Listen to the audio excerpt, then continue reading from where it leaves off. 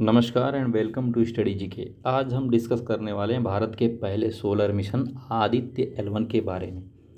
अभी हाल ही में पिछले दिनों इंडिया की स्पेस एजेंसी इसरो द्वारा चंद्रयान 3 की चंद्रमा के दक्षिणी सिरे पर या दक्षिणी सतह पर सफल सॉफ्ट लैंडिंग करवाई थी प्रज्ञान रोवर की। और इसी कड़ी में इसरो का एक और धमाका होता है 2 सितंबर 2023 को 10:50 पर श्रीहरिकोटा से सतीश धवन केंद्र से एक एक सोलर मिशन सूर्य का अध्ययन करने वाला भारत का पहला मिशन जिसका नाम है आदित्य L1, उसकी लॉन्चिंग होती है। और वो उस रॉकेट का नाम है PSLV-C57। इसमें 7 पेलोड लगे होते हैं जो 7 अलग अलग फंक्शन के लिए लगे हैं। और इसरो ने अभी क्लेरिफाई कर दिया है कि उसका मिशन सक्सेसफुल हुआ। और अगर हम जानते हैं कि पृथ्वी से सूर्य के बीच की दूरी 15.1 करोड़ किलोमीटर है और आदित्य L1 जो है पृथ्वी से 15 लाख किलोमीटर की दूरी लैग्रेंज पॉइंट 1 पर जाने के लिए करेगा। और हम जानते हैं कि चंद्रमा और पृथ्वी के बीच की दूरी 3.84 लाख किलोमीटर है, यानी कि 3,84,000 किलोमीटर के लगभग है।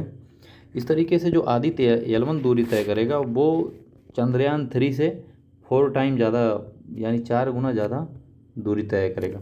चंद्रयान 3 चंद्रमा के सतह पे लैंडिंग के लिए 3.84 यानी कि 3,84,000 किलोमीटर की दूरी तय किया। लेकिन आदित्य L1 जो है लैग्रेंज पॉइंट 1 पर जाने के लिए 15 लाख किलोमीटर की दूरी तय करेगा। और यह आदित्य L1 को यह दूरी तय करने में 4 महीने का समय लगेंगे। और जानते हैं कि लैग्रेंज पॉइंट क्या होता है। तो लैग्रेंज नाम सबसे पहले तो एक इटालियन और फ्रेंच गणितज्ञ थे जोसेफ लुइस लैग्रेंज, उन्हीं के सम्मान में ये नाम रखा गया है। लैग्रेंज पॉइंट एक ऐसा बिंदु होता है जो सूर्य या 2 ऑब्जेक्ट हो, जैसे सूर्य हो गया और पृथ्वी, उसके बीच में एक ऐसा बिंदु हो जहाँ पे दोनों का गुरुत्वाकर्षण बल एक दूसरे के समान हो जाए। जैसे सूर्य 109 गुना बड़ा है पृथ्वी से, इसलिए इसका गुरुत्वाकर्षण बल ज़्यादा होगा और पृथ्वी का कम। और इन दोनों के बीच में कोई वस्तु होगी तो जिसका गुरुत्वाकर्षण बल ज़्यादा होगा वो अपनी तरफ उसे अट्रैक्ट करेगा।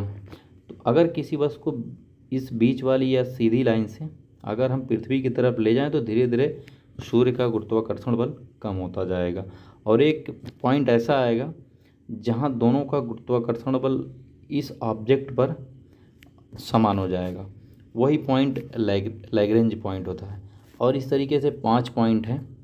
एक सीधी रेखा में सूर्य के कोर और पृथ्वी के कोर से एक सीधी रेखा में अगर देखा जाए तो इसमें L1 पॉइंट इसी बीचों बीच सीधी रेखा पे आता है।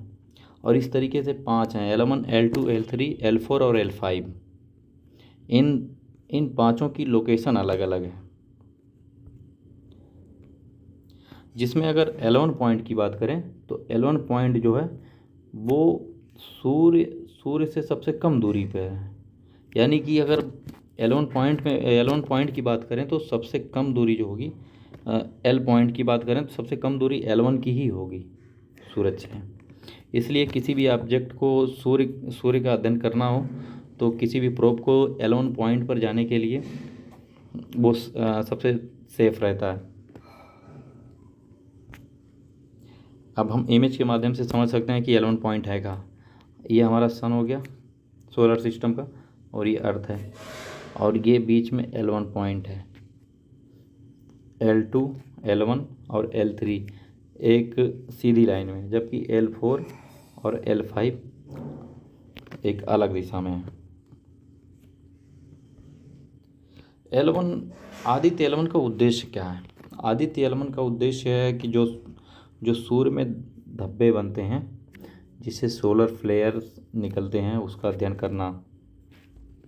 जो सन स्पॉट है उससे जो सोलर फ्लेयर बनता है उसका अध्ययन करना। सोलर फ्लेयर क्या होता है? एक सौर गतिविधि होती है जिससे कभी कभी पृथ्वी पर ये जो संचार सेवाएं बाधित हो सकती हैं। जैसे मोबाइल फ़ोन, टीवी, जीपीएस आदि की कार्यप्रणाली में रुकावट हो सकती है। और सूर्य का जो सबसे आउटर मोस्ट हिस्सा होता है, क्रोमोस्फेयर, कोरोना आदि का अध्ययन करना। सूरज के वातावरण को समझना। सूरज की सबसे ऊपरी सतह कोरोना की गर्मी और सोलर विंड की स्पीड क्यों बढ़ती है उसके रहस्य को जानना। L1 आदित्य L1 का उद्देश्य यही है। जैसे कोरोना, अगर हम जो सूरज की सबसे आउटर मोस्ट जो लेयर होती है, रिंग, उसे ही कोरोना कहते हैं।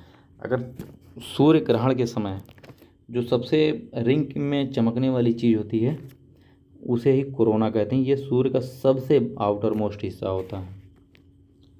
तो अगर वीडियो आपको अच्छी लगे तो लाइक करें, शेयर करें और सब्सक्राइब करें। Thank you for watching.